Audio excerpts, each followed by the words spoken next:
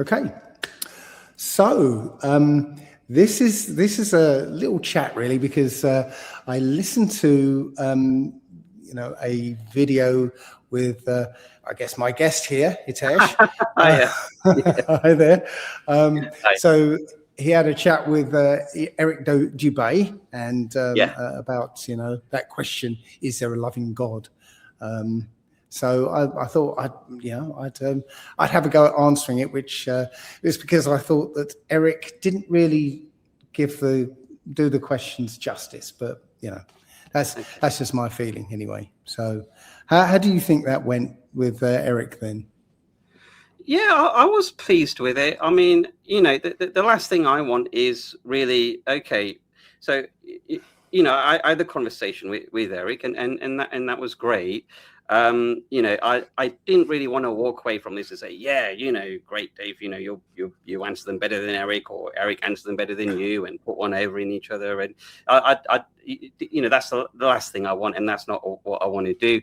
I heard Eric's answers, and I'm willing to listen to your answers. Of course, I do have an opinion on the subject, and I guess me and Eric kind of shared the same opinion, which is kind of how that interview sort of came into play. And you got in touch with me, and you have your narrative on it, and that's fair enough. And I'll always listen. I'll listen to narratives, and whether I agree or don't agree with them, that's up to me to take that away.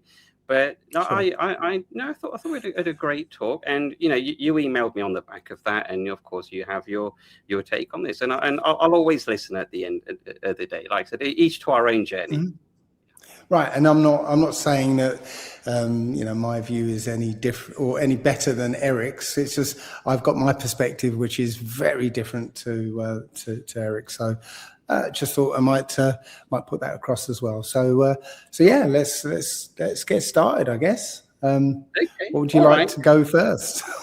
Yeah, I mean, shall I introduce myself properly first of all to your listeners? Sure, I'm not an interviewer, so. Okay. All right. Well, okay. So just to introduce myself to your audience, my name's Hitesh, and I've always had a passion for conspiracy/alternative research. My passion really began as a young boy, as I had a sense of not fitting into this world. Socializing was always a problem for me. And whilst this can be linked to factors such as autism, I had a problem with just going along with the crowd. At school, I was very isolated, struggled to make friends. And even back then, I was asking questions such as, what the hell am I doing here? And what is this place? Where have we come from? Where are we going? And the analogy that I'd like to use is that it was like being in a cinema and the picture's playing, but there's no sound. And you're the only one in the cinema who notices this. And you're looking around thinking, how is everyone watching the movie with no sound? You nudge the person next to you and say, hey, fella, there's no sound. And they're completely oblivious. And it's bizarre to me, even to this day, how vast numbers of people just plod along with life, just accepting things as they are without questioning it. And I was also very drawn to TV shows that explained unexplained phenomena. I know regular terrestrial television has always been dumbed down, but I don't know if you find this, but TV was just a little bit more intelligent back in the 80s and 90s, whereas now it's completely dumbed down. Do you find that? Absolutely. I think everything's been dumbed down. Humor used to be intelligent. We laugh because it was so cleverly done. Now humor is just slapstick American style humor, which isn't funny. No. So I think everything is. No, absolutely. And then continuing on, as I got into my teens, particularly into my late teens, that's when I got into secret society networks and the work of David Icke. I remember being in Waterstone's bookstore and just saw the biggest secret on the shelf, started reading it, and was immediately intrigued by the information he was putting out. And then moving on to my mid-20s, I remember it was in 2007 when I launched my website, transformtheillusion.com. It doesn't exist anymore. I just tore the whole thing down for reasons I'll come to in a moment. But the goal of creating this website was to create a hub for alternative researchers who were struggling to get their information out due to the fact that it didn't conform to the accepted conventional models that were set by the powers that be. Some years after that, I set up a YouTube channel to coincide with the website, and had the great opportunity to interview people from many different countries who specialized in their own areas of alternative research, whether it be health, history, science, astrology, etc.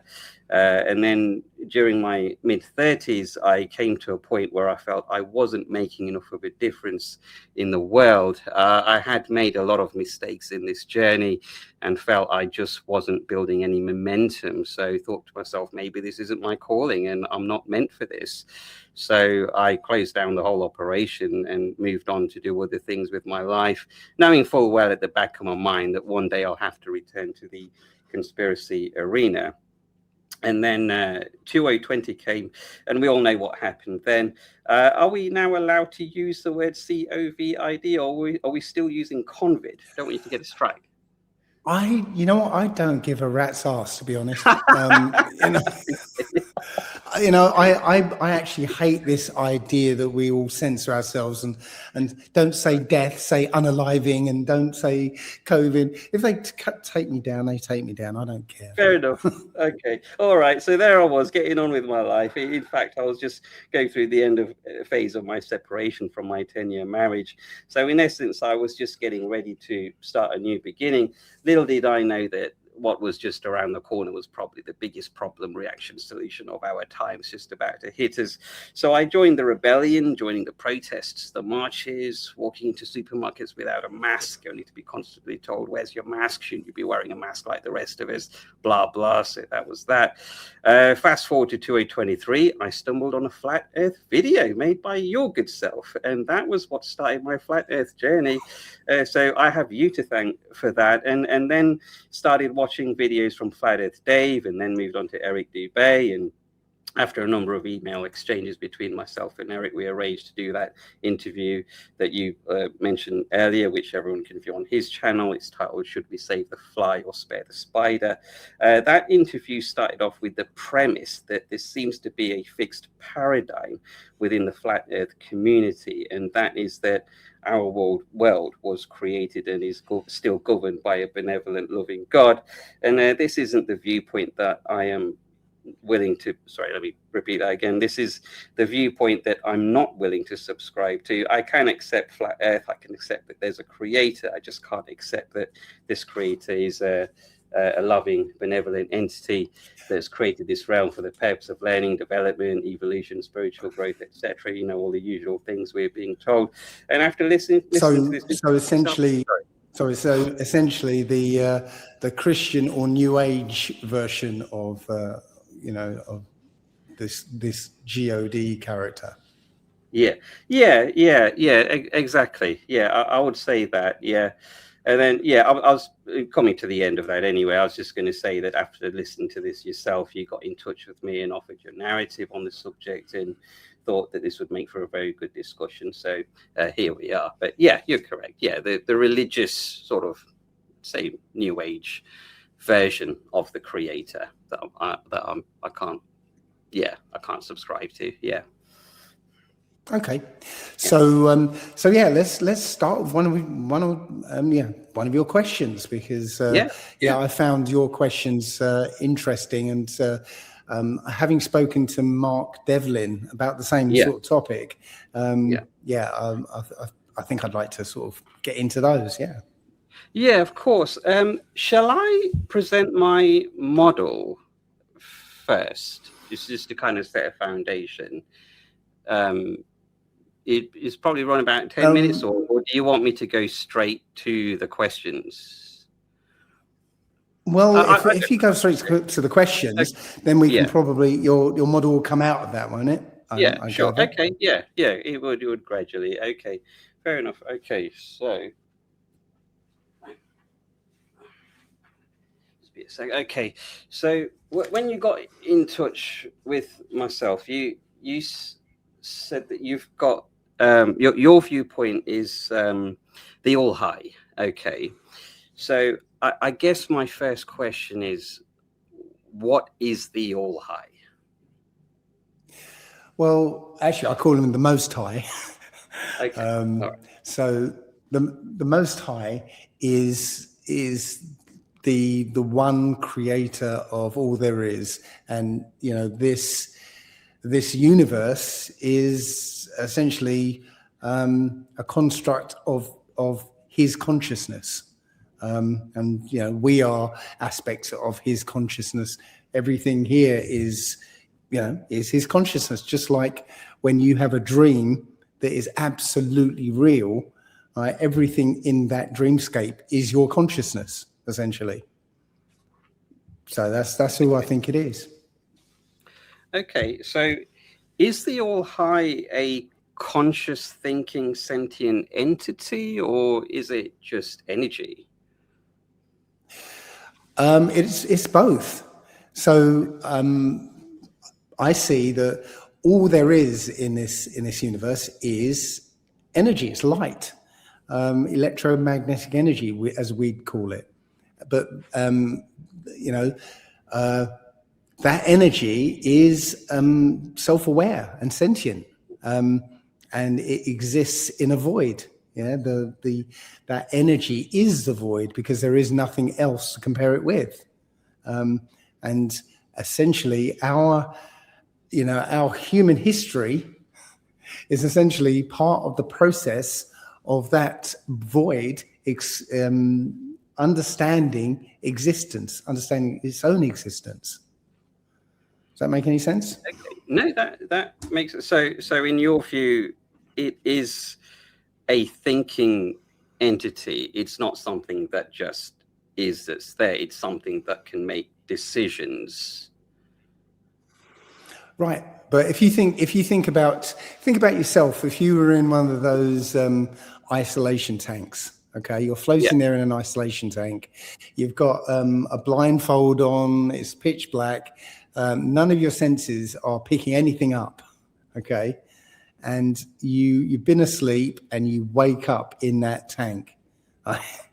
You no longer know that you've got a body because you're not receiving any signals from it. Okay, you are just a mind in a void. There is nothing else. Right. So the only thing you can do, right? Because there is nothing else. The only thing you can do is contemplate your own existence. What am I? Why am I here? What is existence all about? Right? And the next part of the process of examining your own existence is an act of creation in your own mind. Yeah, just like you can invent, I could say, invent a pink and green spotted elephant with horns. Yeah, you can create that in your mind. Yeah, so that's, and I can go through the process of creating this universe. I think it's a simple process, but I think that's what's actually gone on. Okay, and what would you say is the differentiation between the high and the religious New Age spiritual version of the Creator or God, if you will? Okay, so the New Age, it's all the same thing. It's all the same religion. The purpose of religion is to hide you. Hide that from you. Hide the fact that, or the fact of creation and your place in creation, what we're doing here, who we really are. The religion is there to hide it from you, and it does it very well. In fact, I look at the Old Testament. I believe the Old Testament, or the Hebrew Scriptures, as they were, it's a history book. And a history book and a book of law and guidance, right? It's actually called the Book of Remembrance, if you really look into it. And what these entities have done is they've created all different flavors of religion, all to sort of lead you away from what the book is actually telling you. Right? And yeah, there's 3 current flavors.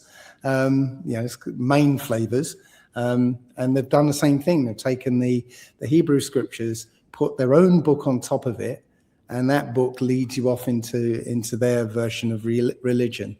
But the history book itself it's not a religion. It's a way of life.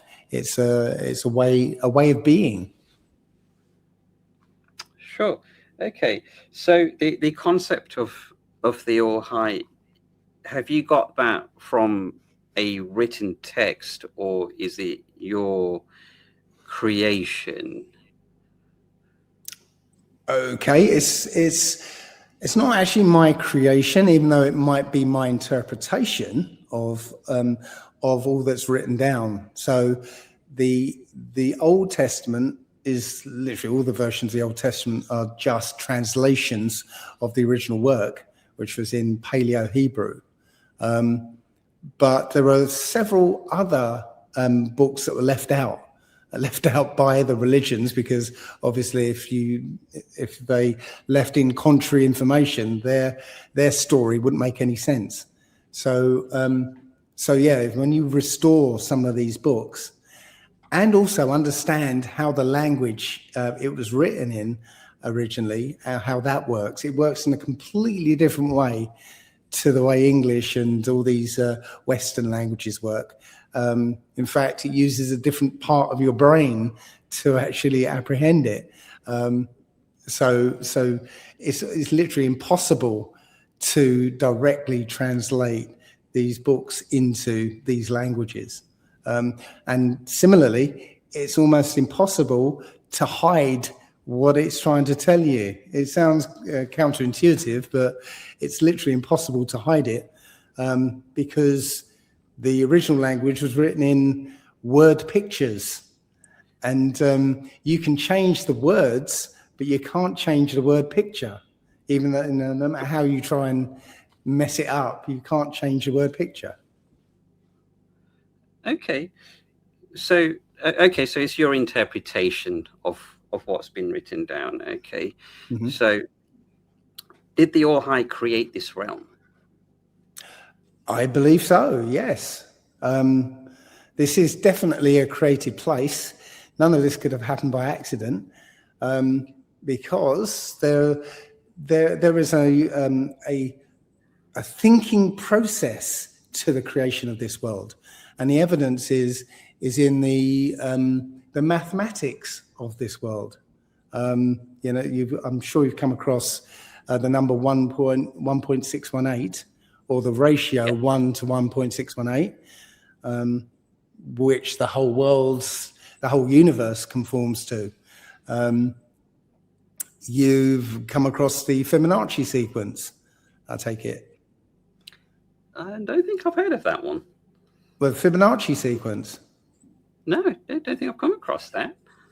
Okay, so the Fibonacci sequence is actually the real sequence of this universe, not the human one. The human one of 1, 2, 3, 4, 5, 6, 7, 8, is a human sequence.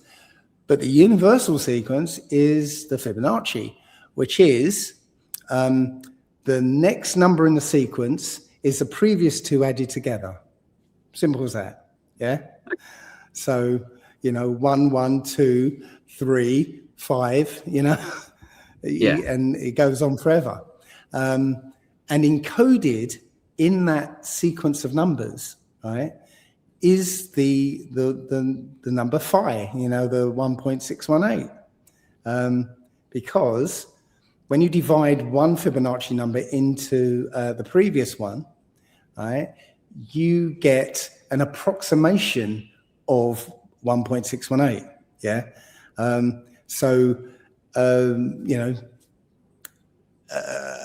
What happens is, between one pair of numbers, it's too low, so it might come out as 1.5, and then the next two numbers, it's 1.68 or whatever, and then the higher up the sequence you go, the closer and closer it gets to 1.618, but it will never actually get there. It always gets closer and closer and closer, because 1.618 is perfection. And you can never actually reach perfection, right? So, as I said, everything is in this universe is proportioned at 1 to 1.618. So, as I said, there's this mathematical precision to this world that doesn't come by accident. With this Fibonacci sequence, a mind has to calculate the next number. It's not something that can fall naturally. Does that make any sense? That part makes sense. Yeah, I get that. Yeah, okay. So, we've talked about Gnosticism a little bit, and with the Gnostic kind of viewpoint, so it is a bit of a minefield when we kind of get into that and the soul trap sort of concept.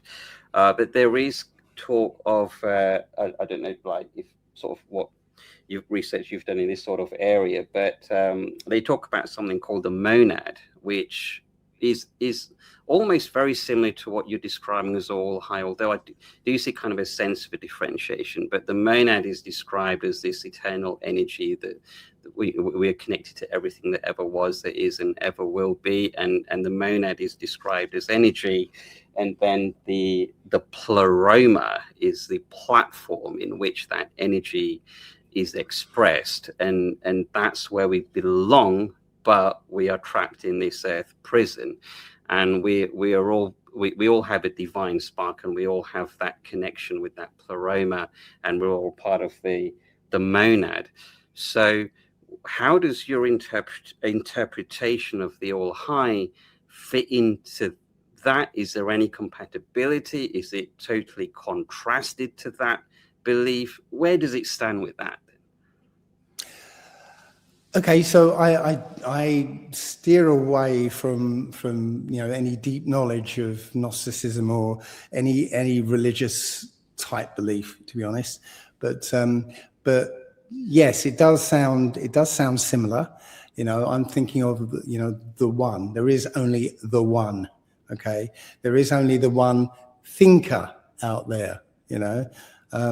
We're all using the Most High's thought, ability for thought, and again, I think in the Old Testament, it's saying that Adam was created in the likeness of the Most High. Now, the Most High doesn't have a physical body, so what does it mean by the likeness?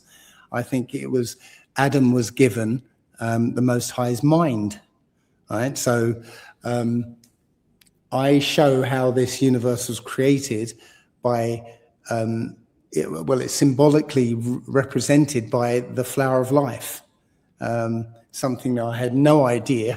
I just saw this flower of life picture and thought it was a pretty pattern. But when you look into it, you find it is the process of creating a universe. With the beginning with the idea of exploring existence. So if you start with a point representing, the Most High representing himself as a point, being the only thing there is, the most interesting concept for that one singular being is something other than him, right? Another point, and that point has to be a distance away. So that's the first dimension, a distance, okay? But that point, that distance away, can be there or there or there or there, or an infinite number of places that distance away, which is a circle. So now you've got a point in a circle, okay? And a point in a circle and another point on that circle.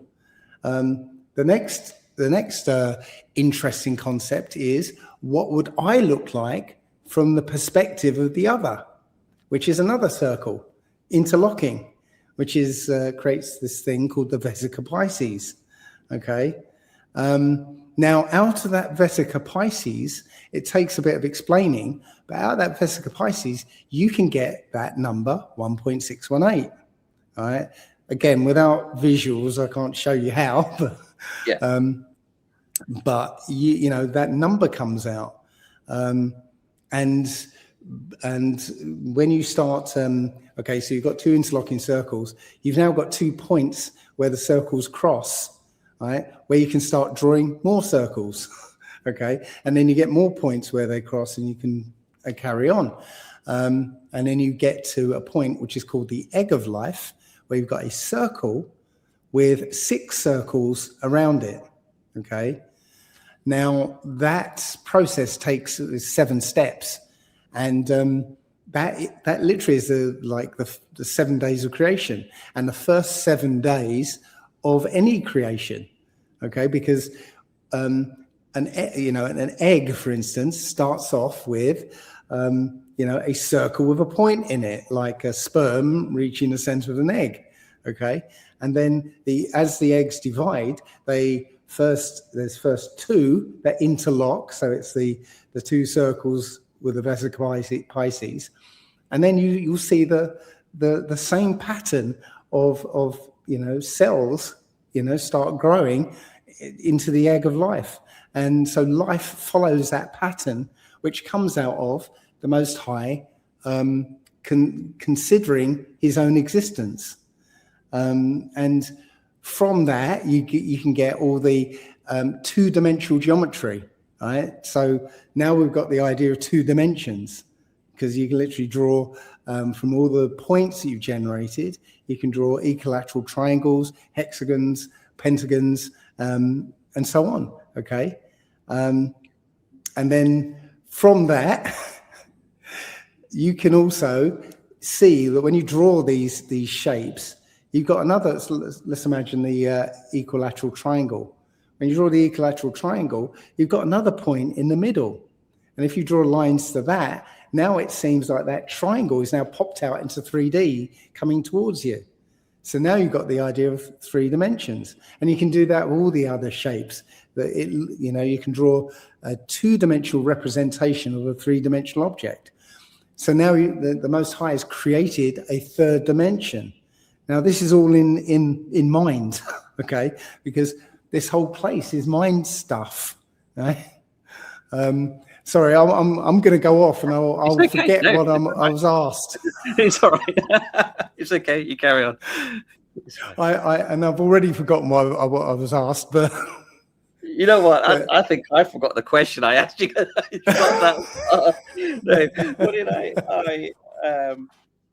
No, I've got my questions here, but. Monad. Yeah, the monad. The different, the any compatibility between the Orhai and the Merhad, or are they on 2 different playing fields? Yeah, that was the question. Right. Yeah, so it's the same sort of thing. You start with the Most High is the one singular thing, one singular being, right? And in contemplating himself, he creates the idea of dimensions, first of all, and then a 3D dimension, which then can be popped out into a 3D realm. And from now you've got this 3D realm, and the process of creation in that 3D realm. Now you can create this world in your mind, which never existed before, and then you can create these, pieces of yourself, right, that don't know about you as such, and to explore that world in exactly the same way as Charles Dickens, for instance, would, create a world in his imagination and populate that world with characters like Oliver Twist and Fagin and whatever, and give them free will, and then let them go and write down what they do. It's the same process. So yes, you've got this monad idea, this singular being, and I guess the plural part is the world that he's created to explore this existence. So yeah, I say there's a correlation there. Okay, so do you think the All-High created this realm with positive and benevolent intentions? I would say there was no benevolence intended, right? Because this is a process of exploring his own existence. What is existence, right? So the benevolent part is a human thing that we've applied on top of it, you know. Like when I was speaking to Mark Devlin, you know, he was applying his own human sensibilities on the Most High. You know, the world should be like this because I feel that this is the way the world should be. You know, I think the Most High is exploring. He's exploring existence, and you know, the idea of good and evil, and you know, nice experiences and bad experiences are all experiences that need to be explored. So when you say benevolent, again, that's a human application. Okay, so you mentioned we need to experience bad and positive experiences. This is where it's going to get interesting, because of course my take on this reality is that, look, I am very much leaned towards the Gnostic and Catharism. I'm not an expert scholar in those areas, but my beliefs do lean more towards what they were putting out to say that we are tricked into coming here, and this is an earth prison, and the earth is energetically synchronized to hurt good people and work in favor of evil. And I know in our email exchanges, you again had your responses to that. And if the All High is going to create something, why do, again, you know, it's one of those things, like, why do such a bad job of it? I mean, we're in a world where living organisms have to feed off other living organisms for their own survival, and that, to me, it says that the creator is really it tells me that it's come from a psychopathic mind. You know, dog eat dog, winner takes all, survival of the fittest. So yeah. I see where you're going with that, and again, Mark Devlin was, you know, came across in the same way. So the sentiment there is, again, is a human one. You know, I don't like this, so why is the Most High letting this happen? And it's sort of exacerbated by this wicked system that we're in, which does pit each other against ourselves in a competition-based society, when really we're collaborative beings. The whole universe is a collaborative system, right? So the thing I said to Mark was that you know, we're putting a human sentiment on it, but exactly the same thing, right, that we see out here in the world is happening within our bodies. Yeah, we have cells or you know, organisms in our body that kill and eat other organisms, right? It's not because it's not a hateful thing. It's not a horrible thing. It's literally a balance. A balance. You know, to keep a balance, we have white blood cells, for instance. If our bodies produce too much of a certain bacteria, right, because in response to something external, right, then the white blood cells come out and start eating this bacteria. Okay, it's not a horrifying dance of death. It is a system of balance.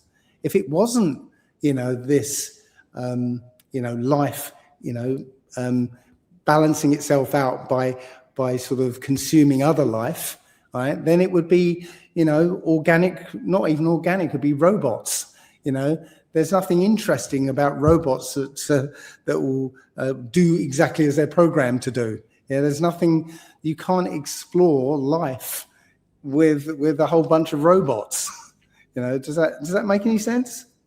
I do get, like, from your point, balance. I hear your viewpoint where you see bacteria, but there is instances where in biology bacteria eats bacteria, and that's just natural process, I guess. But can you see though? Yeah, sorry. Can you see though? That's what's happening out here as well. Because, lions aren't eating antelope just because they like antelope meat, right? It's lions are there to keep the antelope population at its perfect balance so that they don't destroy the savannah. Yeah, because, the antelope are essentially cleaning the savannah, yeah, because they're herbivores, okay? If there are too many antelope, then the lion population grows to take down the weak, sick, and old of the antelope, so that the antelope population is in the right strength and numbers, so they can do their job efficiently. Yeah, when that population goes down to its proper numbers, right, the lion population goes down. Right, it's literally the same balance that's happening in our body is happening out here, and without human intervention. If all the humans disappeared tomorrow, the world would just end up in, again, going back to perfect balance. In fact, it wouldn't go to perfect balance because we need to be here as well, because we're part of that system as well. Right? But it's not a hateful thing. It's life has to be conducted, in the context of life. Otherwise it's not life. You can't have a system of robots, autonomously, doing this, that, and the other, because there's nothing new that comes out of it. But why does balance have to be painful? If we're going to achieve balance and the antelope has to decrease in numbers, is there a better way of doing it than a lion chasing it and eating and the living daylights out of it? Like, why not just, I don't know, you could maybe shorten an antelope's lifetime. You could make them disappear in some other ways. Why pain? Why is that in the question? Okay, well, remember what I said, that the lions take out the old, sick, and weak. Right?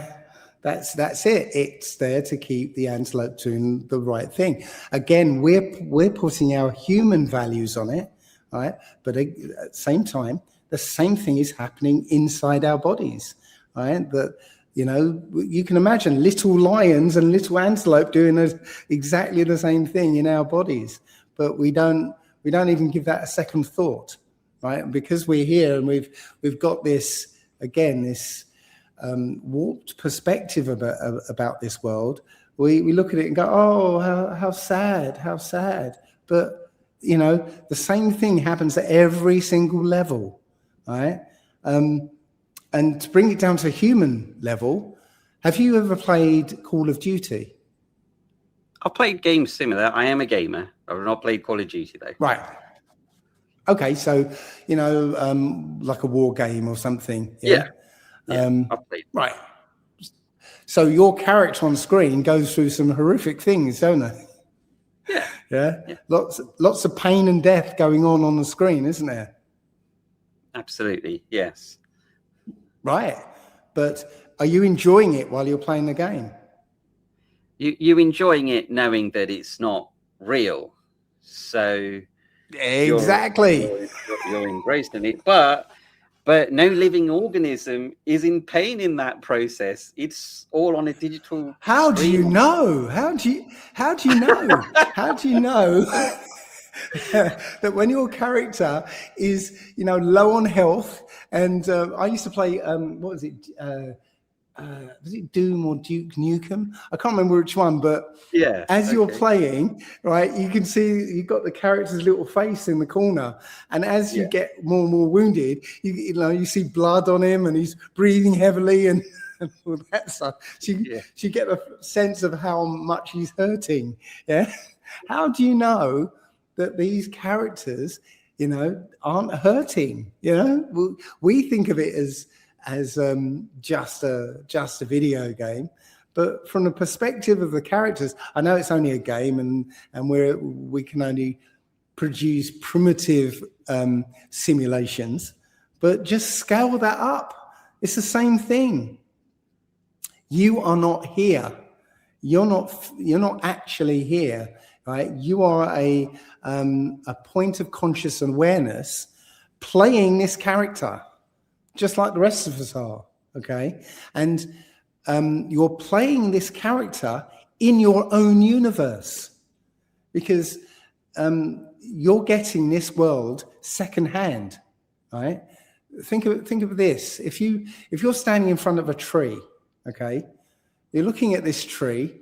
You can smell the fragrance of it. You can hear the wind rustling in its leaves. You can reach out and touch and feel the bark and everything, but you still don't know what's out there, because all you're getting is electrical signals, a whole load of electrical signals, which are being assembled in about a tenth of a second, and your brain is making up what it thinks is out here, but you don't know what's actually out here.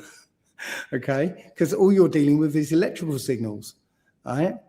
So you're getting life secondhand, right? You're getting an interpretation of what life is. Yeah. So when you look at somebody, for instance, what you're doing is taking in all the energy that you're absorbing from that person, not just the light that's bouncing off them, but pheromone signals. You're getting other energies that we can't even quantify in this world at this moment, right? You're getting all this energy from them, and your brain is now rendering them either attractive or unattractive. It's not that that's what they look like. You're rendering lots of different signals. And there are more signals than we think of. We think we're getting, but we're rendering that person the way we interpret all those signals, right? So no, it is just like we're playing a video game, But we've taken this too seriously because we've been taught that this is a hard physical world, and that's all there is. And there's a lot more to this than just this physical world.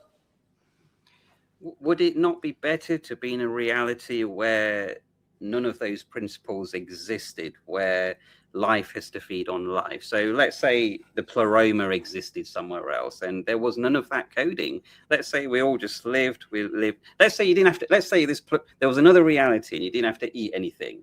Okay, you don't need food to live. Then nobody's got to kill anything. But obviously, going back to what you're saying is about balance, because if nobody ate, there'd be overpopulation. So, if there was a realm where there was multi-dimensional realities, one dimension couldn't be overpopulated because you could travel to other dimensions, and there would be that would be the norm.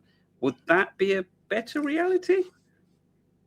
Well, here's the thing. I believe that's what we are doing. We're actually moving through dimensions as we speak. Yeah, we're rooted right now in the third dimension. Right. That's I'm communicating with you. I'm touching this desk and looking at this screen and everything. But we also have an awareness, and we're starting to use the fourth dimension, right? And now we've even got a dim awareness of the fifth dimension, okay? I believe that eventually, when we learn the lessons and understand and fully experience the third dimension, we'll actually move into the fourth dimension, right? Have an awareness and start to use the fifth, and have a dim awareness of the sixth, and so on and so on. Because again, going back to right at the beginning, the Most High is exploring what it means to be alive, what it means to experience. What does life mean, right? And he's using us to understand it. And again, you can't do that with robots. It's like. Think of a child in a bedroom. I've been sort of sent to his bedroom, and he decides to make like a shoebox theater. Okay, he's got the theater there. He's made little cardboard cutouts of characters, and he's moving around and going, "Okay, you can't do that. No, yes, I can. Oh no, you can't. We got the." And he's playing the parts, right? but he already knows what he's going to say. Right? So that's the analogy of making this place full of robots.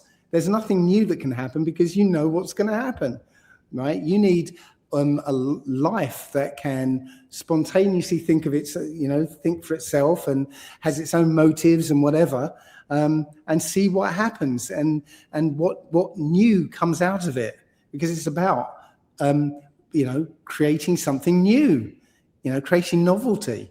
Yeah. And that's what we're doing. We're here creating novelty, seeing what life can offer, right? You can't do that with robots. Yeah, and you mentioned about learning lessons. So do you believe outside of this realm that we are part of that one, and we are all-knowing, connected to everything that ever was, is, and ever will be? Do you think that we are that in our essence? We're that now, right this second. Okay. That's what we are, okay? And you have an awareness of that as well. We all have, right? And what I think is happening is that there are certain entities that are trying to exterminate us, as it were, right? And the only way they can do that is separate us from these abilities, right? So you have an awareness of everything there is, was, and will be, okay? And we call that intuition, that sense of knowing something without knowing how we know it, right? Sure. That you must have experienced something where you thought, I think this is what happens, and then you find out actually that is. Well, how did I know that? Have you? Oh yeah, I have plenty of times. Yeah. Right. So that ability has been suppressed in us, but sometimes we do it. We use it by accident, and we call it a coincidence or an accident or chance or whatever, right? But it's literally us using our natural abilities. Now, okay, I can actually describe to you what the fourth dimension is, and this is what I think is the mechanism of us being able to use that ability. So, as I said, we're focused in the third dimension, but we can also switch our focus to the fourth. Right, and the fourth dimension is okay. I'm going to have to do my usual little demonstration for you. That's okay. Okay. Yeah. Right. So to figure out what the fourth dimension is, right, the way I've figured it out is by going down the dimensions, right, that we already know, and then back up again, and then we can then extrapolate what the next dimension is. Okay.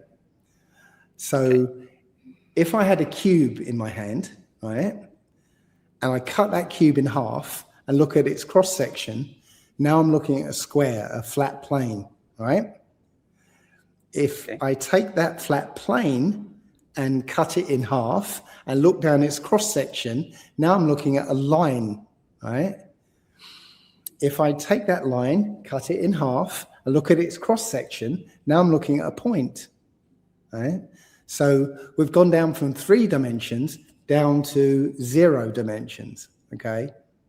So if we go back up again, a line is an infinite number of points all merged together into one thing going off in a direction, okay?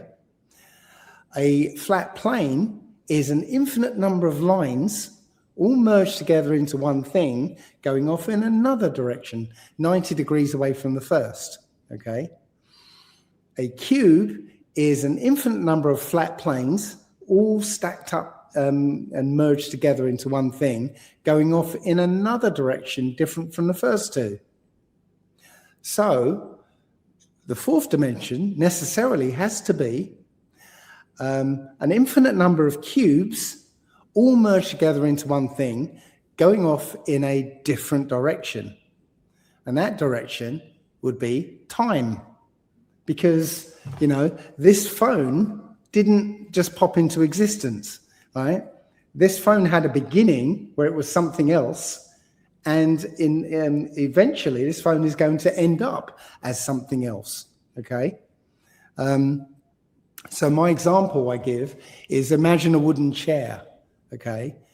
That wooden chair is a three-dimensional slice of a four-dimensional object, okay? And that four-dimensional object would be, imagine a flash of light, right? Maybe from the sun, right? That light gets absorbed by a leaf, which helps a tree grow. And eventually that tree gets cut down, turned into lumber, and somebody has an idea for a chair, takes that lumber, turns it into a chair.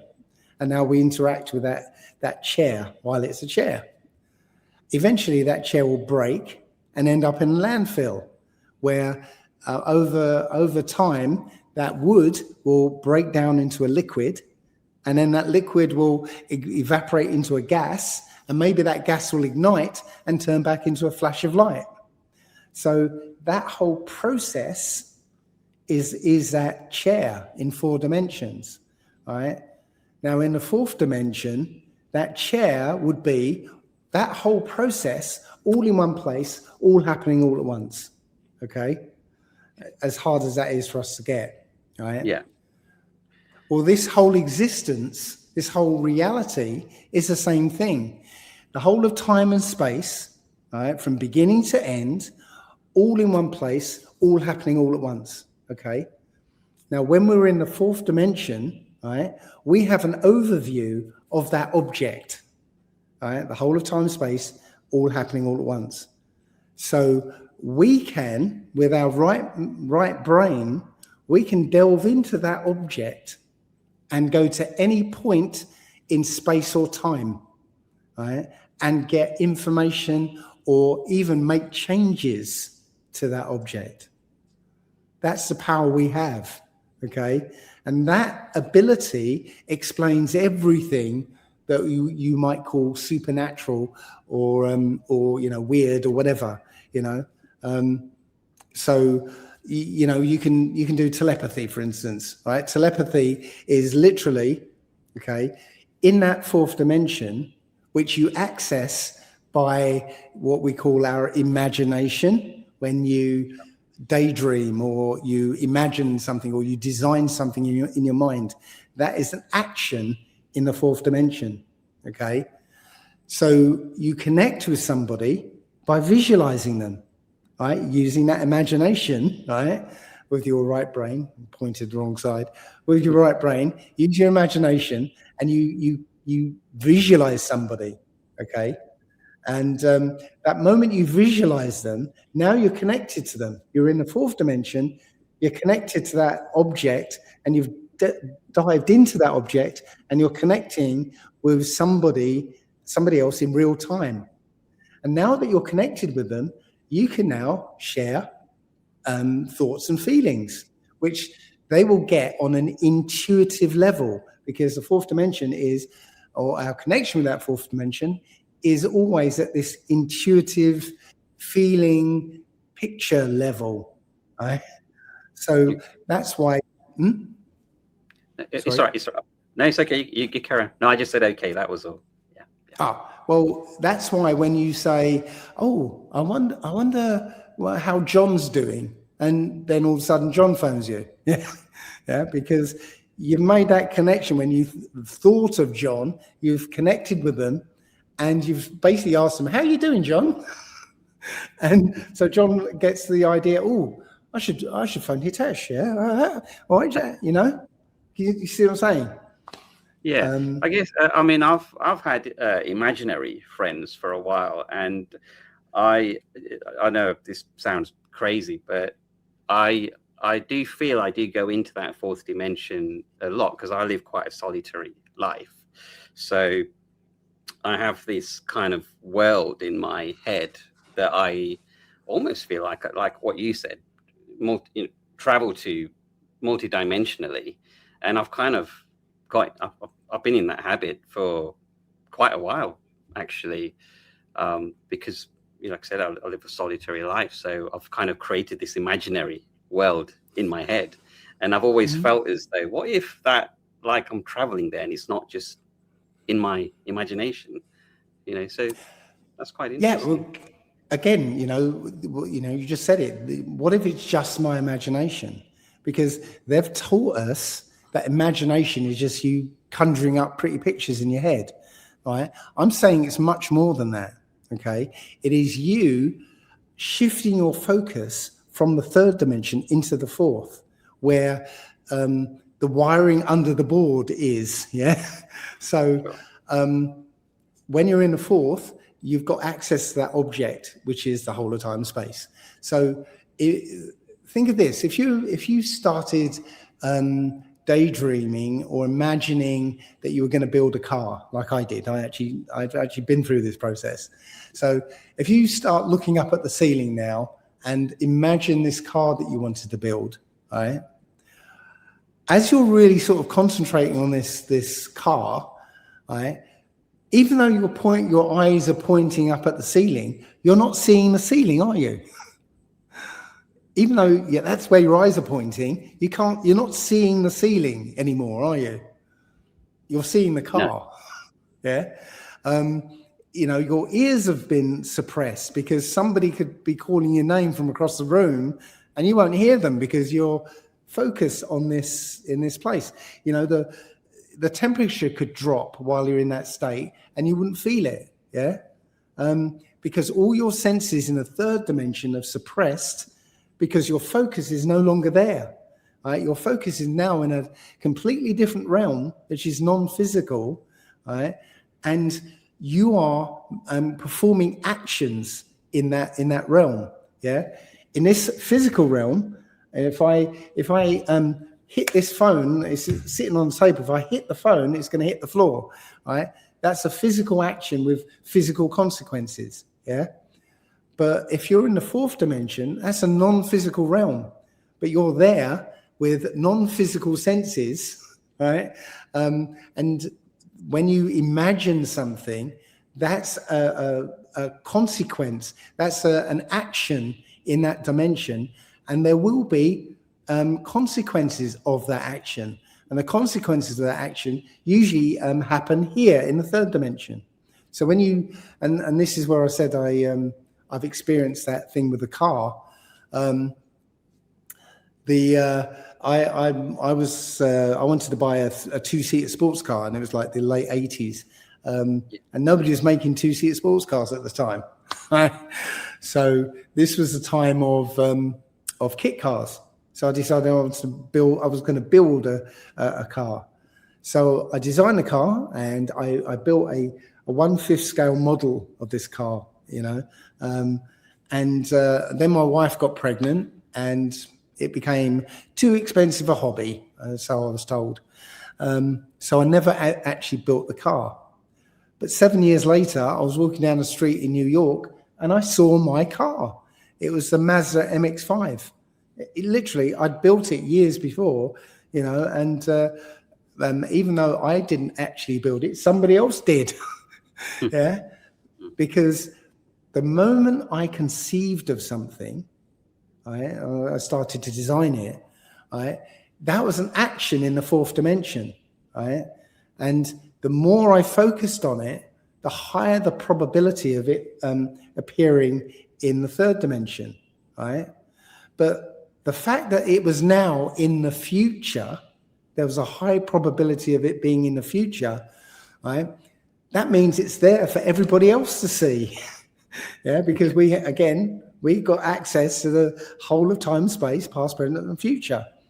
Okay, so whether it was me who invented this car or designed this car, or Tom Matano at Mazda, that car was there, and now everybody else has access to it.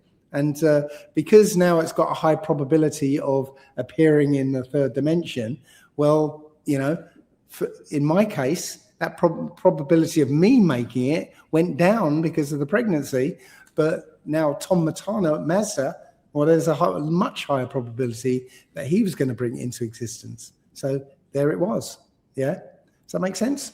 Okay, no, I get that, yeah, and I like that. Like I said, I think the creation and the nature of our reality, that's probably the only thing we diverge on. And I like all your other stuff. I like what you just talked about there about the fourth dimension. I like your common law stuff, your health, the urine therapy. And like I said, I think it's just probably this subject that we kind of discussing many that we kind of diverge on. But no, I get that. Just sorry, I don't mean to keep coming back to the lion and the gazelle thing, but you talked about balance, and in my mind, balance is something where two parts have to meet in the middle for balance to apply. But a gazelle runs away; it doesn't want to die. We can establish that it's in fear. So, in my view, I don't see a balance in that, because one is running away from the other. For balance to exist, two polarities would have to meet in the middle in agreement, and that's what I call balance. I don't call balance an animal running out of fear, or a fly trapped in a spider's web trying to desperately get out, and then all of a sudden a spider to stab it with its poison. So what would your response to that be? Again, this is a system of life, right? To keep this earth running perfectly, yeah. And that's what animals are here to do. They're here to keep the earth perfect, right? So it's a stage for consciousness to explore life, and that's what our job is. Our job is to explore this place and explore what it means to be alive, to bring out new things, to explore new experiences. That's it. And again, in a system of life, it has to be expressed in terms of life, right? And you know, whether we like it or not, life and death are two sides of the same coin. And you know, the gazelle and the lion thing, as I said, it's only the weak, the sick, and the old, right, that the lions catch, right? That's it. And you know, the fear aspect is only to make sure that it's only the weak, the sick, and the old that get eaten, right? And again, it's our human perspective on that process that we think, oh, that's not nice. But as I said, the same thing, exactly the same thing, is happening on a much larger scale inside our own bodies. Yeah, just and you know, you don't mourn the death of, you know, the couple of million cells that die off in your body every single day or every single minute. You know, I think it's every single day. Every single day, there's millions of cells that die off, and each one of those cells are conscious living beings, yeah? Conscious living beings that think they're you, okay? So, you know, you don't mourn the death of those, you know, and, you know, even being chased by a lion is an experience, you know? So it's this is a human sensibility that's been placed over the Most High, and it's, you know, it's not deserved. I think Mark Devlin, I'd sort of cornered him into saying that, you know, he seems to think that he can design a better system than the Most High. Well, no, he can't. I'm sorry, he can't. This is the system, right? And he can't design a better system than the Most High because he's an aspect of the Most High. This is the system. Yeah, it is. How can I say? It's been subverted because our experience of life isn't what it should be, because we're in this system that's been created by these entities who despise humanity. So that's why we're in these inhuman societies, preying on each other. And in fact, I think we're forced animals that don't usually prey on each other to prey unnaturally on each other. So we can't see, you know, our current situation as being normal.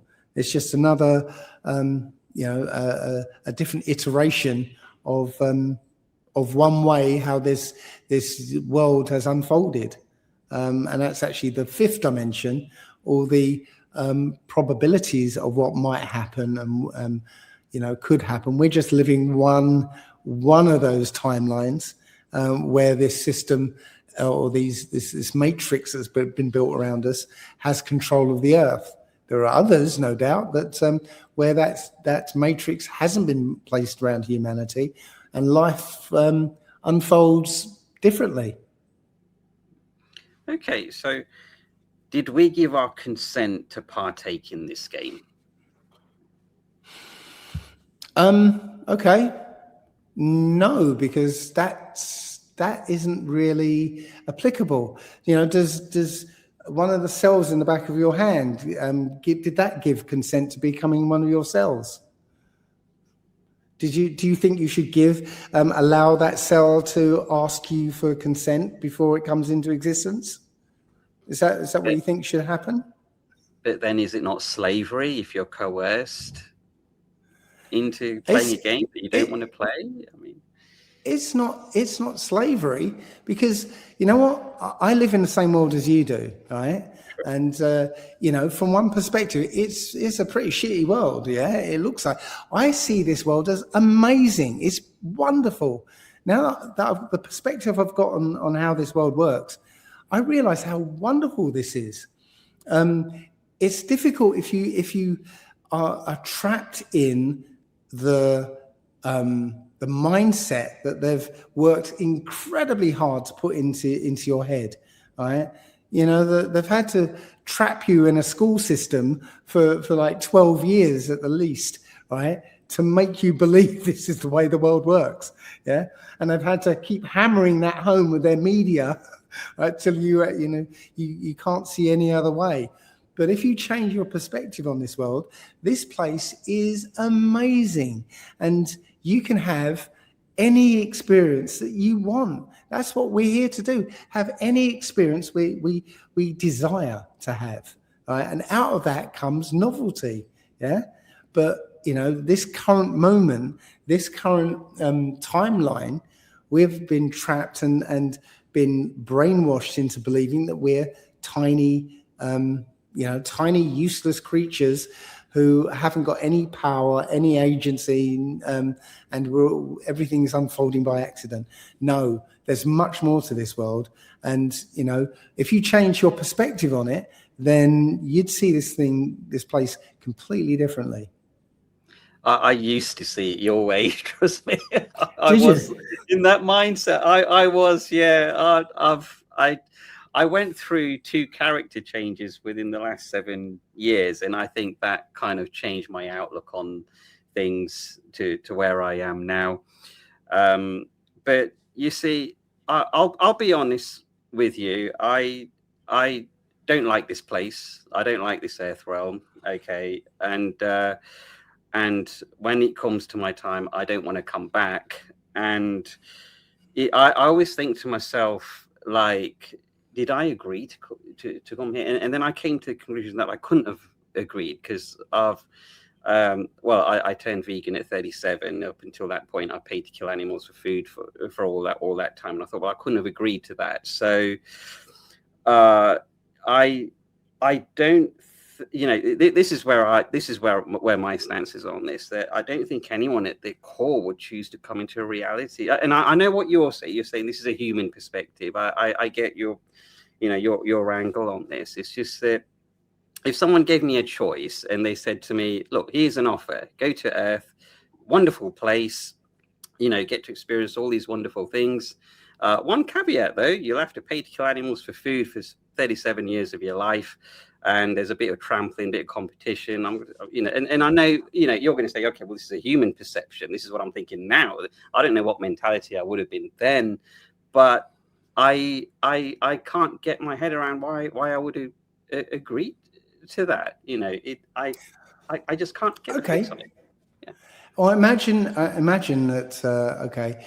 You weren't born as Hitesh, right? You were born as, I don't know, somebody else, and you lived on an island, right, a big island, and they lived a completely different life. There wasn't this matrix around us.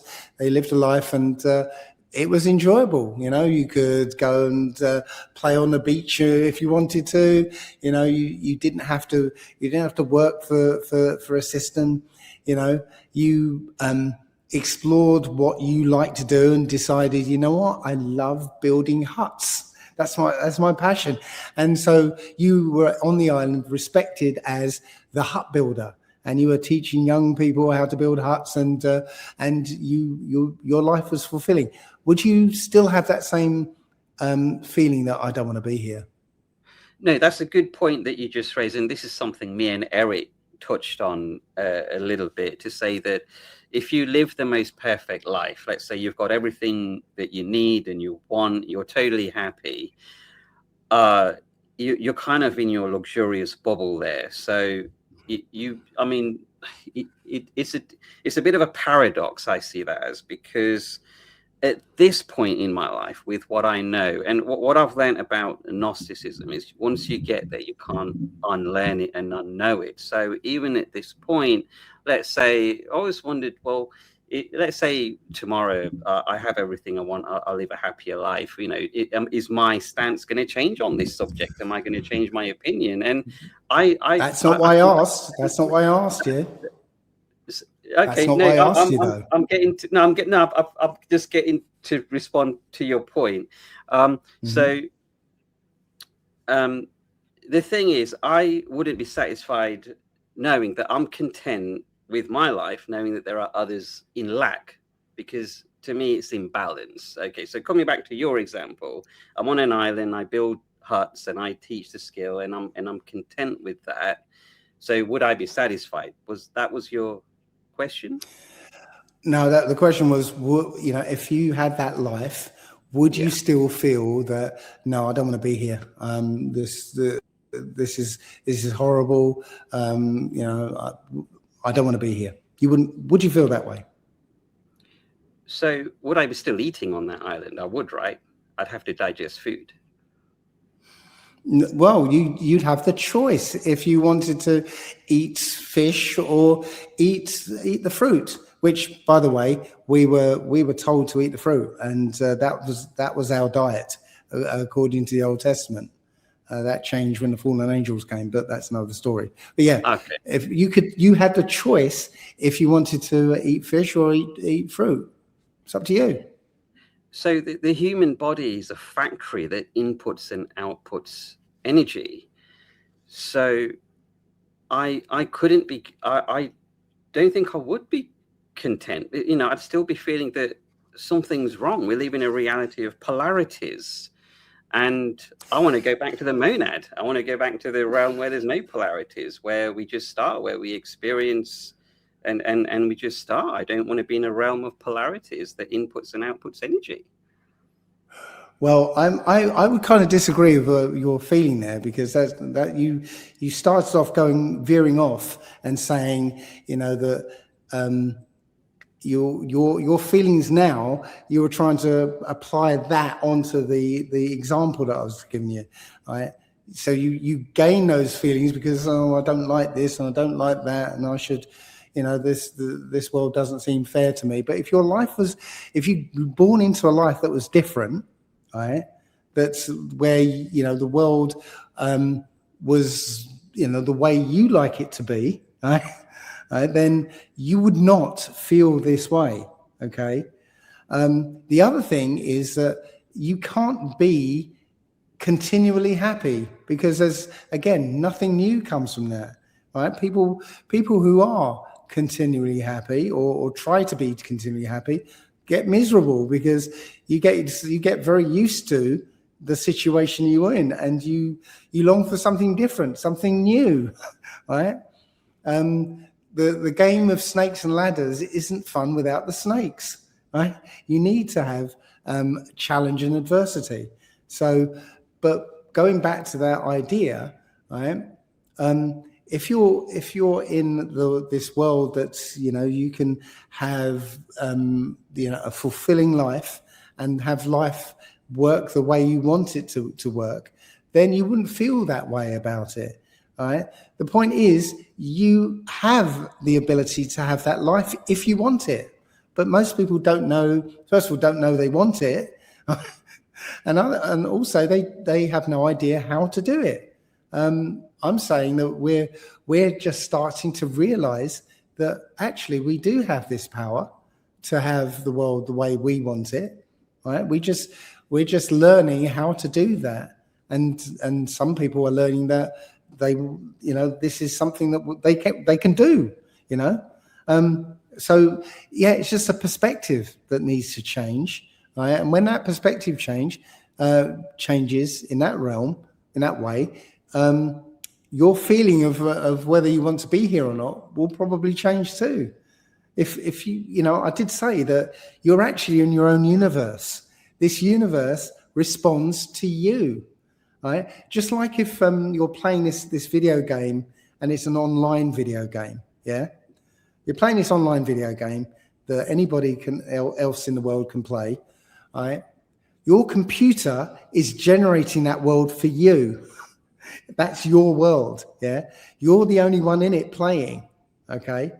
Now, other people who play can overlap with your world, right? It's still your computer generating that world though, right? But they can overlap and be part of that world, but that world is yours, okay? And you can affect that world. And that's what I'm trying to say. Just because you don't know you can, just because you've been brainwashed over your whole life, like everybody else has been, you're brainwashed over your whole life to believe that, well, no, the game happens to me and I don't like it. Well, it doesn't change the fact that, you can play the game consciously. And so, the game doesn't have to just happen to you. Does that make any sense as well? I'm listening to everything you say. Again, I have to take it, and I respect your opinion at the end of the day, and I'll listen to everything that you say. At the end of the day, I'm still going to have my own thoughts and my opinions, and whether I go away after this and think different, it's going to be on YouTube. But I'm listening to what you're saying. But when you mentioned that, okay, you can have the world how you want it. So you're verging on the kind of law of attraction sort of. Now we're getting into that sort of playing field that, you control your reality, you attract your reality. So what's your, you said a lot of people are doing it wrong. So if a lot of people are doing it wrong, how do you do it the right way? I never said people were doing it wrong. That, okay, sorry. That is something that's true, but I'm saying that the secret and the law of attraction was put out there to dissuade people. Yes, one or two people can accidentally get it right, but it's there to make people go, oh, this is wonderful, let's try this, and it doesn't work, and forget that, it's just new age bullshit. But literally, have you ever manifested a car parking space, for instance?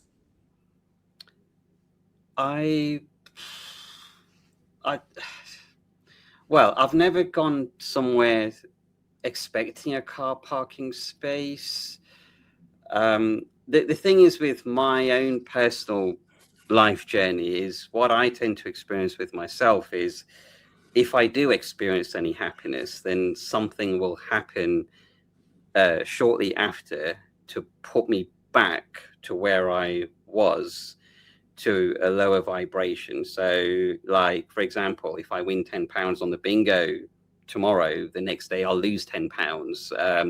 If I get good news one morning, later on in the afternoon, I'll get bad news. So I feel, for me personally, that something out there keeps resetting me and putting me back to square one. And I think that's kind of, well, I didn't used to believe that. That's what I've experienced, and then therefore my beliefs have kind of been engineered as a result of that. But that's what I experienced anyway. Yeah. Do you know who that thing or entity or person is? You're going to say it's me. Or, Yes, it is, yeah. and you know it. So I'm causing myself to go back. Well, you know what? When you win that £10, yeah. In the back of your mind, you're going, "I'm going to lose that." I know, because it always happens, isn't it? So But you're saying, "I want that to happen," and so that happens, and you go, "Oh, cool. See, I'm right." So next time it happens, you go, "Well, you know what? It's going to be bad next," and see, it works. See, so it's you that's doing it. I never had that expectation originally, though. I was never in that belief before. You don't have to. You don't have to. The world works, doesn't understand English, doesn't understand German or French or whatever. What it understands is the intent, the feeling, the right brain part, where you go into the fourth dimension and design what you want, right? That thought pattern of you going, "Yeah, you know what? I'm going to lose that £10," is you. That's you literally in that realm, imagining that thought and giving it a higher probability of happening, right? And so it happens. And then the next time is going to be an even higher probability because you've reinforced that idea in your mind. So next time you win £10, right? The negative thought now has an even higher probability. So now it's going to happen sooner, and so on and so on, right? There are other people, when they win £10, they think, "Yeah, this is always the beginning of a lucky streak for me. I'm going to win £100 next year," and they win £100, right? And so on, because they've got a different mindset, right? Because they've got a different expectation out there, okay?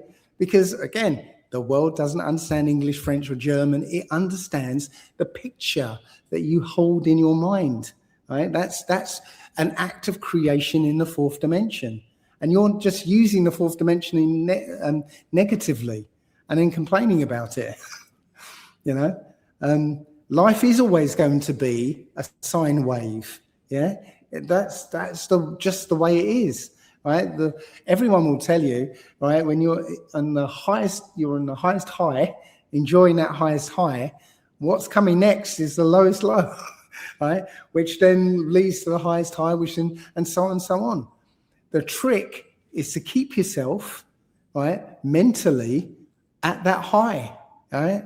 So when you descend into the low, you just go, "Oh, I know this is the low part. It's all right. Like, I know what's coming next, though." You know, so instead of going down with the sine wave, you stay up here in that expectant state, and so when it comes back up again, you're already there.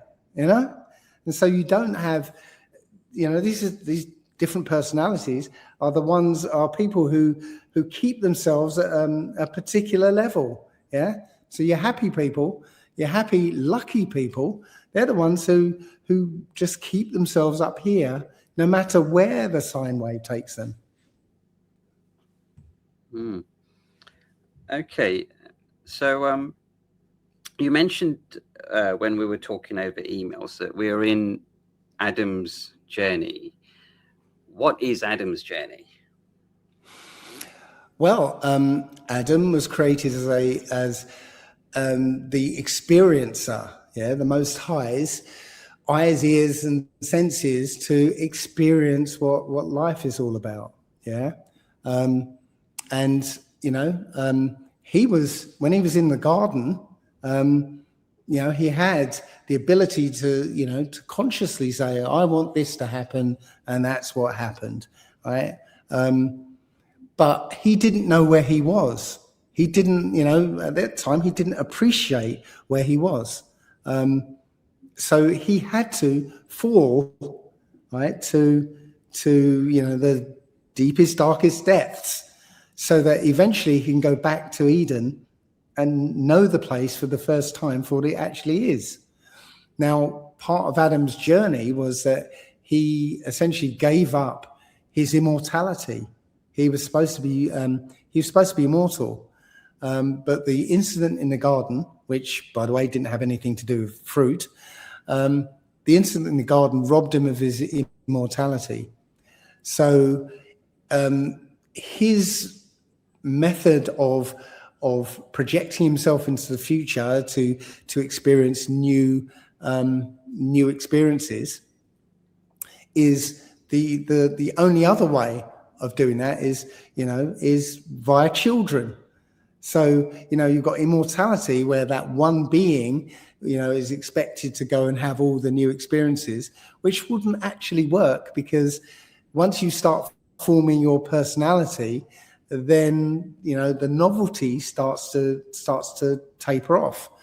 The better approach is to have children with slightly different perspectives, slightly different personalities, slightly different wants and needs, and then they can create their own novelty.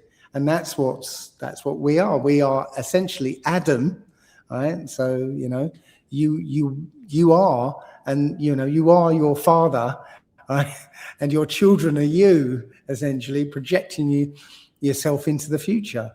So we're literally on Adam's journey, of learning what existence is all about. Now, I mentioned that we're in the third dimension, aware of the fourth, and dimly aware of the fifth. And I said we're moving slowly up the dimensions. And I believe that, there are souls, when we move up to another dimension, certain souls don't learn a lesson and they drop off. They don't advance to the next dimension. And, we're eventually going to get to infinite dimensions, where everything, absolutely everything that can be known, can be experienced, is known and experienced. And there'll be one soul left. Now, I have to jump back a second. Have you ever heard of something called a causal loop? I think I've heard you talk about it in some of your videos, but I can't remember right now what it is. Right. So the example I give comes from the film Star Trek: The Voyage Home, right? Okay. Where the Scotty and the gang end up going back in time to 1986. And while they're there, their mission calls for them having something called transparent aluminium, which doesn't exist in 1986. Now, Scotty knows the formula for transparent aluminium because he was taught it at school because somebody previously invented it, okay? So Scotty teaches an engineer from 1986 what the formula was, right? And Bones takes him aside for a second and says, well, hang on a minute, aren't we changing the timeline here? And Scotty says, well, what if this guy is the one who invented it, right? So Scotty gives him the formula. He invents it, this engineer from 1986. He invents it and then puts it into a textbook where Scotty learns it, goes back into the past, teaches it to the engineer who invents it. And so where does the information come from, right? That's a causal loop, right? So right. That information doesn't have a beginning or end, right? It was always there, right? And so that's a loop. It's an event that causes itself, essentially. So, as I said, we are here, and actually, Terence McKenna said it best. He said, human history is the process of standing more, okay? And what he meant by standing more is, when he takes DMT, every time he takes it, his goal is to stand more in terms of content, not in terms of dosage. Yeah, there's all this information comes to him, and it's so much, it's overwhelming, right? So his goal is to be able to stand more of this information, right?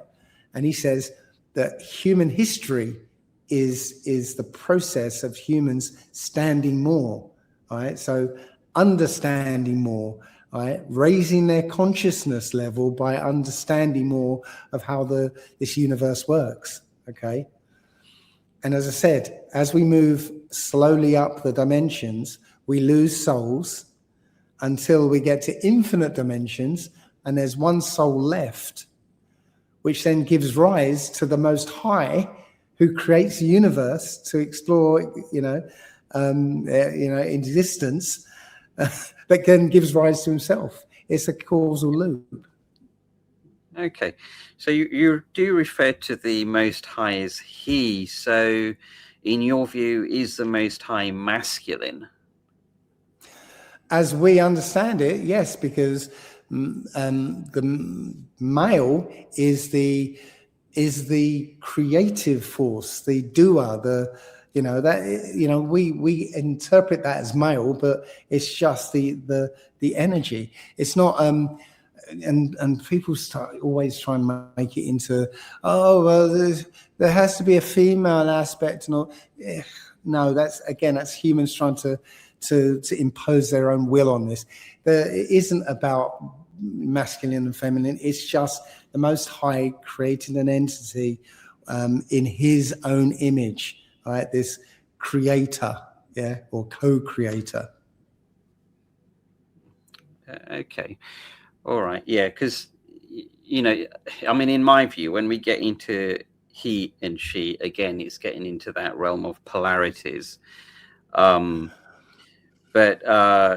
coming back to Adam's journey, so are we obligated to partake in Adam's journey? It sounds like, from your interpretation, we are. Was the Most High obligated to become a thinking being? He just is, yeah. There's no one to ask. There's nobody to ask permission from, because he just is, yeah. There's no one for you to ask, because you just are, just like the Most High, yeah. Who do you ask? You just are. Okay, so where do you stand? Again, it's a human thing. Yeah. So where do you stand with the soul trap concept, where you have your memory? Okay, where you have, so the concept comes forward to say you go through a memory wipe. Well, you finish one life, you go through a memory wipe, you go through another, and then a memory wipe, and it's this endless cycle of reincarnation. So where do you stand with that? It's a human religious viewpoint on this universe, right? But okay, yes, essentially, you have been everyone who's ever existed. You will be everyone who will exist, right? Having somebody else's memories, doesn't help you in, to find your own life, does it? If you wake up with somebody else's memories, which some people do, and I see that as, you are being received by your body. Your body is coded to receive one particular frequency, right? And that frequency corresponds to your consciousness, okay? And sometimes, just like a radio that's not quite tuned in, a child will be born, and their radio is like between two frequencies, and they receive another one, and it's like, oh, I remember this, But eventually that frequency tunes in perfectly, and that other memory disappears. But that frequency is still out there, right? Because again, there's no time or space in reality. Yeah, it's all happening all at once. So that frequency is still there, right? But it's just no longer being received by anybody. Yeah. So again, it was me forgetting where I was going with that. But that's okay. Yeah, I do that. I get into the explanation so much that I forget where I was going with it. That's okay. Hey, I'll let you carry on. Yeah. Yeah. So, where was I going with that? What was the question again? So, are we obligated to take Adam's journey? Right. Yeah. So, it's like, again, that's a human. I need to be able to have consent. And that's only a recent one as well. That's a recent thing. This idea that somebody you need to give your consent to, I don't know, what was that? What was the latest ridiculous thing? You know, you have to give your consent as a baby. You have to give your consent for your mother to wipe your bottom or something. That's, you know, it's like, no, you Really? Does that exist? yes, somebody. Really? Some blue-haired woman basically said, right, well, you know, you need to ask your baby for consent, you know, before you undress them or something, you know. You know, it starts off innocently enough, but it then becomes ridiculous. You know, it's a human overlay on something, again, that's wonderful. And the reason it's been made to seem onerous and difficult, because there are people who are trying to get rid of you. And the only way they can get rid of you is to get you to get rid of yourself. Yeah, dishearten you, you know, make you feel small and insignificant and worthless and, you know, purposeless. You know, that's the whole flat earth thing for you. You know, they want you to believe that you're just a blob of goo on a speck of dust in an infinite void with billions and trillions of specks of dust and billions and trillions of other blobs of goo. Your life isn't important. You know, there's no plan. You came about by accident. Yeah, that's what they want you to believe. And if you believe that, then, you know, this life is horrible. This world is horrible. Everything's horrible. And why am I here? I should just top myself, shouldn't I? You know, that's what they're trying to do. Yeah, and I know you said it's a human thing, but as humans, do we not have a right to question reality? I know what you're saying, human interpretation, but if we think, oh, this doesn't seem right, as partakers in the game, surely we have a right to question reality. Absolutely. And, you know, yeah. Absolutely. I mean, totally agree. But I'm just saying, you have the right to believe the way you believe, and you think that this world is a terrible place. But all I'm trying to tell you is that, you know, you can see it as a terrible place, or you can see it as a wonderful place, and you know, make changes appropriately, because it's your universe. And I'm trying to say that, you know what, that change, that determination is in your hands. You can do that. Yeah. You know, you could actually do one little thing that will change the perspective of the entire world. Yeah. That's what's happened throughout the ages. One ordinary person has said something or done something, and the course of the entire world has changed. Yeah. You could do that if you knew that you could. Yeah. Right? You could do that. You know, one person can say something or do something, and all of a sudden the whole world isn't eating meat anymore. You know, can you see what I'm saying? It's in your hands. You know. Yeah, well, if you look at the logo that you're seeing on my side is actually the logo for my website that I used to have, and it's a bit ironic me putting this up now, because my mother looked at this logo and she says to me, "Oh, it says to me that my life is in my hands," because of the two hands from the tree trunk. Although it's, you know, I mean, it's a bit damaged now, and I just touched that up with little time that I had, but obviously, you know, my stance on these subjects obviously changed drastically over the years. We've done 1 hour 38 minutes. Are you still good for another 20 minutes, or do you yeah, sure. Yeah, sure, absolutely. Yeah, aim for 2 hours? Yeah, sound okay? Yeah, all right, okay. So you're far better versed in common law than I am in contract law, and you know all about contracts rendered null and void if it is delivered by coercion. There is kind of like a perception that maybe the world between worlds, you know, obviously we can't know for sure, but maybe can operate in that fashion. So I don't remember giving my consent to playing this game and living this life. And what's your view on the whole soul contract thing?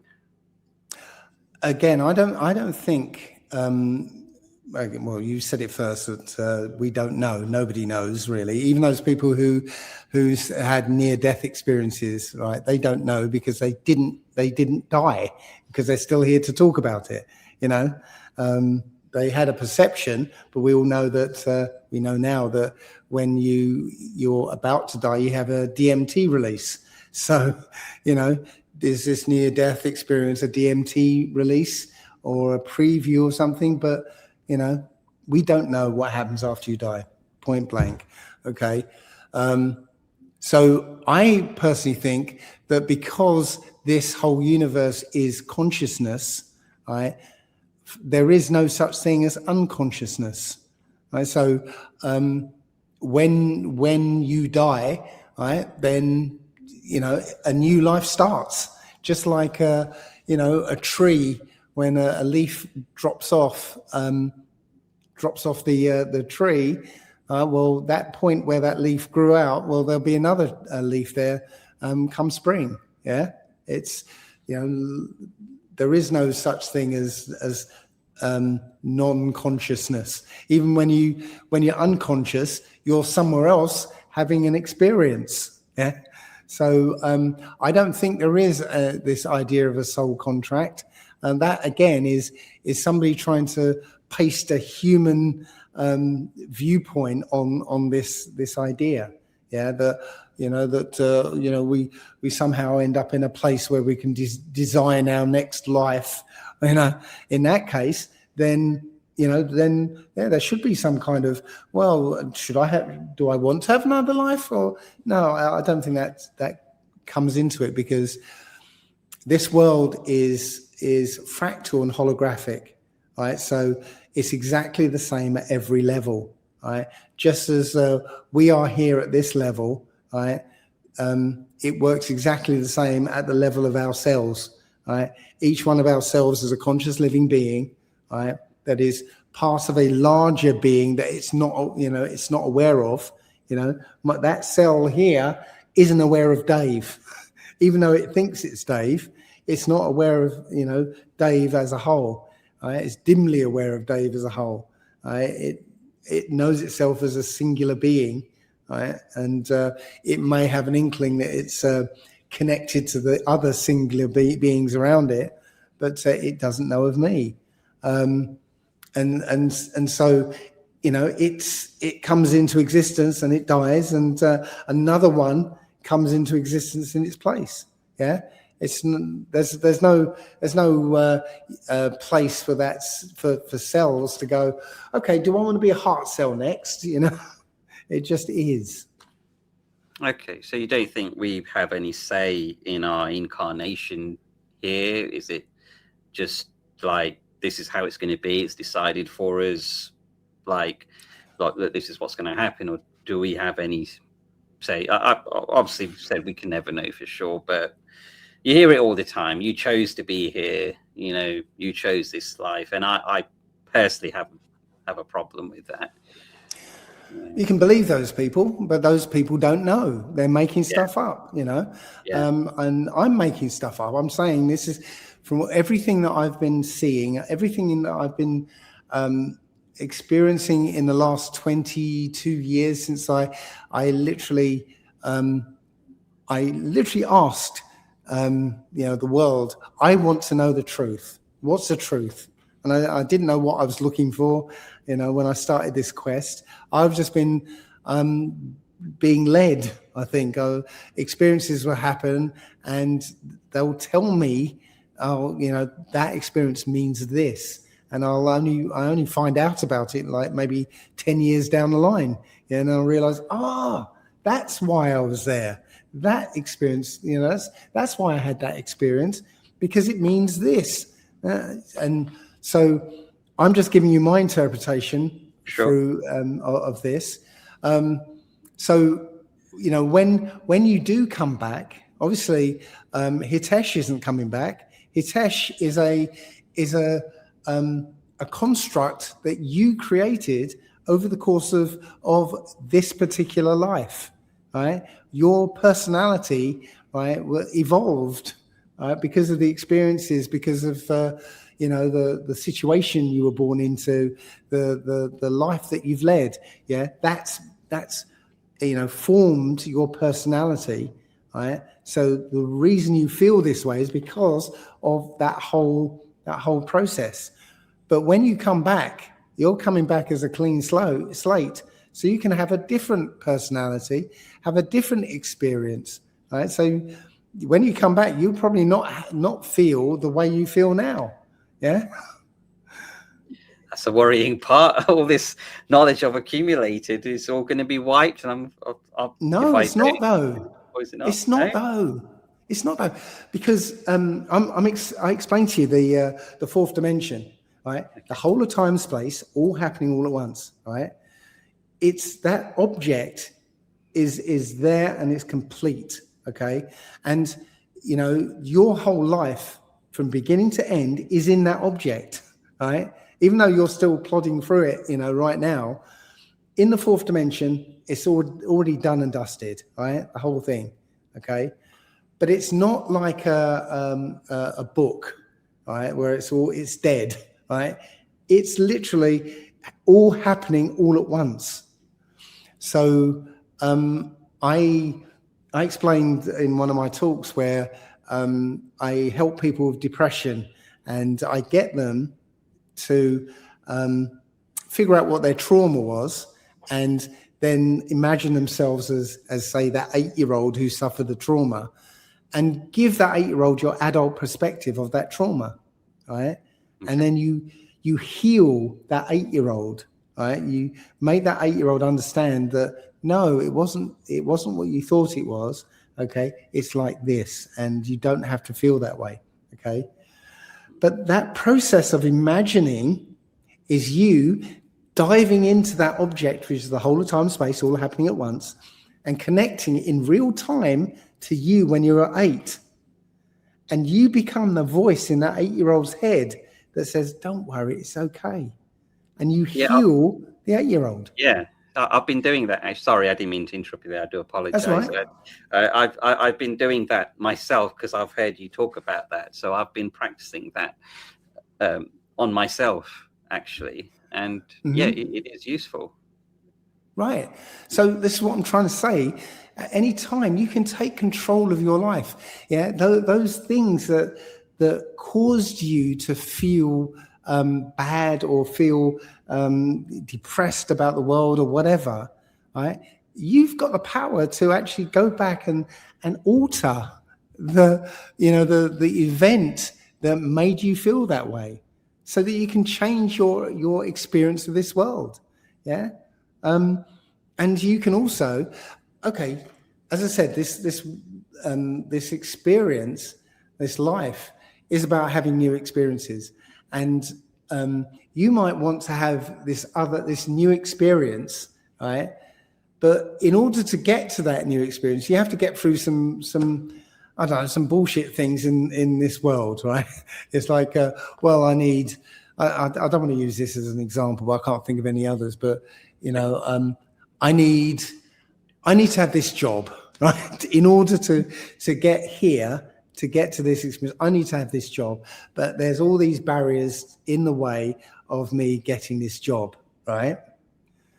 You can literally use the fourth dimension to just push that little bit of complexity out of the way, so you can get on with this, this experience.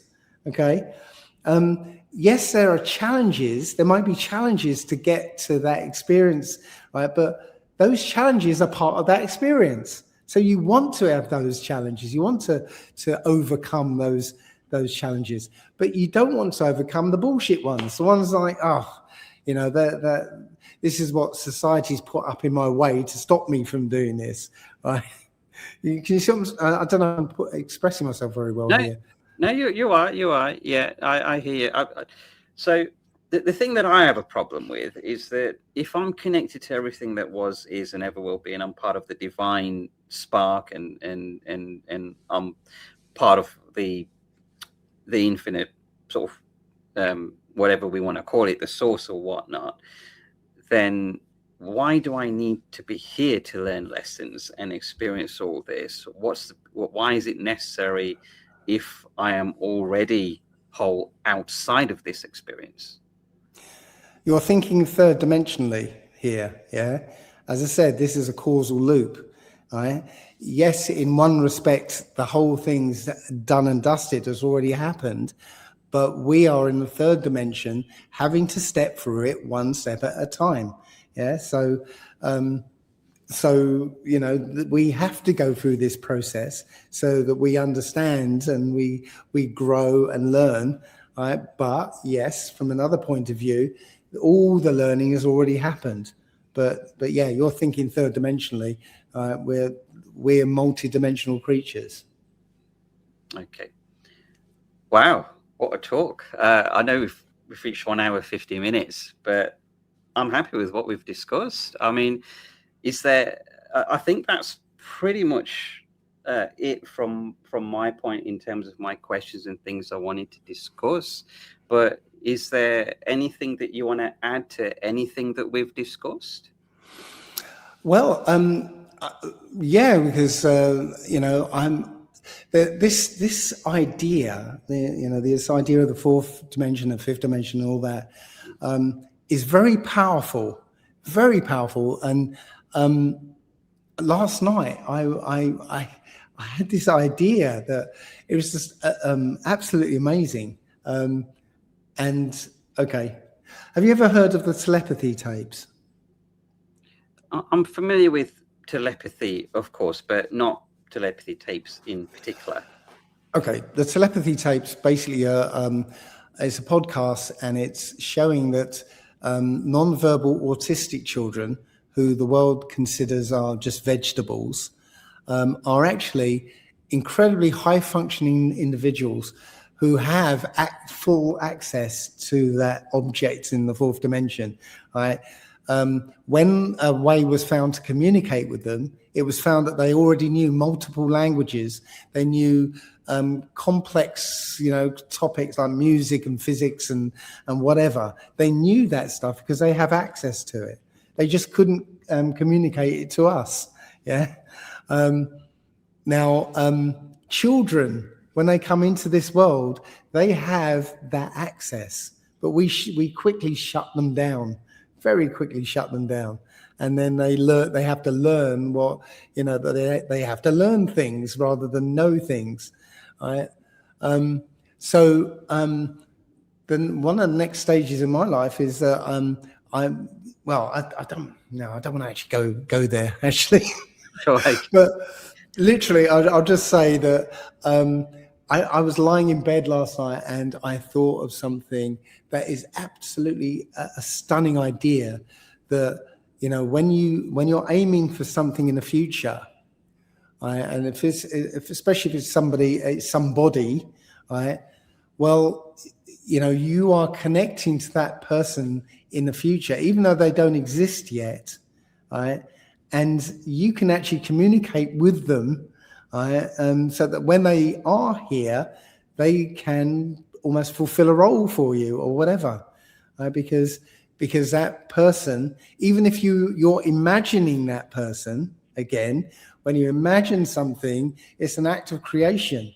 So because there is infinite possibility, it's not that you're creating somebody, you're literally going to a reality or bringing in a reality where that person exists, right? In the role that you want them to be in, if that makes sense.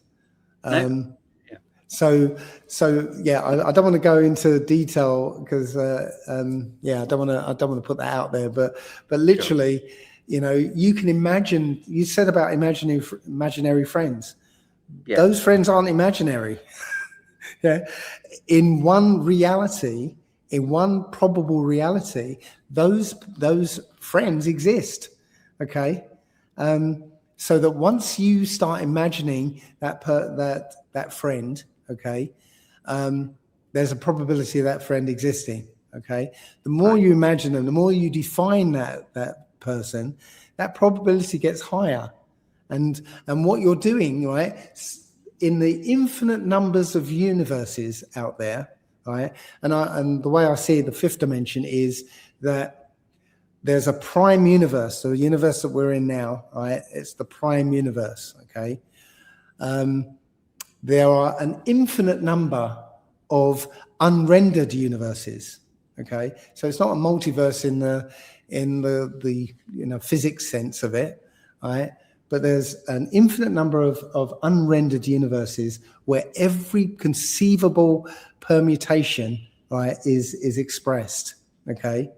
So in one of those universes, or multiple of those universes, your friend exists. In one of those universes, your friend exists exactly the way you have imagined them.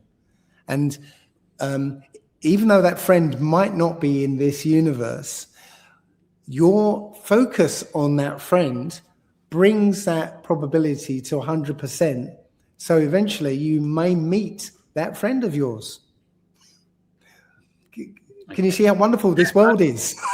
I get, but you see, because, I could turn that on its head and say, because this, well, again, this is just in my head, that because this world is so bad, I go to this other world, which makes me feel better. So I suppose from my point of view, I look at it in that way, that it takes me away from here and somewhere else, because I prefer that other place than where I am. But just a quick thing that just kind of came into my head is with the flat Earth community as such. Do you also agree that there's this fixed paradigm between sort of flat earthers in general and the connection between the loving, benevolent God? Do you see that as a problem, or? Okay, so what I'm seeing is that Christians have taken the fact that this is a created place, right, and then applied their Christianity over it. And so, their New Testament book says, this father character in their book is an all-loving creator. The Old Testament doesn't say that. There are people that the Most High hates. Right? It says, Esau I have hated. Yeah, and so no. It's just literally a Christian veneer that's put over the flat Earth. So there's lots of Christians out there saying, "Oh, yeah, it's proof of our New Testament God." Sure. Okay. All right. Well, that's fantastic. So, I mean, I'd like to say a big thank you to you for having this discussion with me and taking time out to talk about these subjects with me. And I'm glad that we went down the peaceful discussion route and not the full-on heated debate. I'm glad that the conversation went the way that it did, and I'm really happy with what we've discussed. And even if we don't agree, we're all on our individual journeys at the end of the day. But it's been a great talk. If any one of your viewers want to get in touch with me, my email address, as you said, we'll put it in the description. I'd love to come to one of your talks one day and meet you in person. And until then, just wanted to say again, thank you, and take it easy, and bye-bye for now. Oh, well, just mention your email address. Yeah, of course. It's transformtheillusion@protonmail.com. If anyone does want to get in touch. Yeah. Okay. Well, thanks for coming on this, and hopefully we will cross paths at some point. Hopefully we will. I'm sure we will. Yeah. Okay. All right. Cool. Take it, Dave. Okay. Thank you. All right. Okay. Bye-bye. Okay. Bye.